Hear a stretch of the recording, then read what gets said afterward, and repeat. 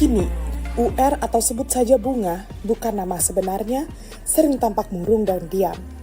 Remaja berusia 16 tahun itu lebih memilih mengurung diri di kamar.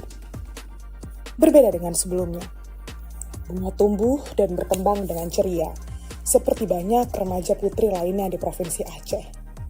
Tapi semua itu seketika berubah setelah satu petaka durjana menimpa dirinya.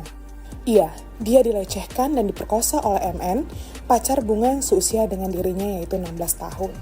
Akibat perbuatan bejat tadi, MN telah ditetapkan sebagai tersangka oleh penyidik dari Polresta Banda Aceh. Kepala Satuan atau Kasat Reskrim Polresta Banda Aceh, Kompol Fadilah Aditya Pratama, Jumat 9 Mei 2025 membenarkan jika MN telah ditetapkan sebagai tersangka. Ini bukan tanpa sebab. Diduga, MN telah melakukan pemerkosaan terhadap Bunga di rumahnya di kawasan Kecamatan Syah Kuala, Banda Aceh. Ironis,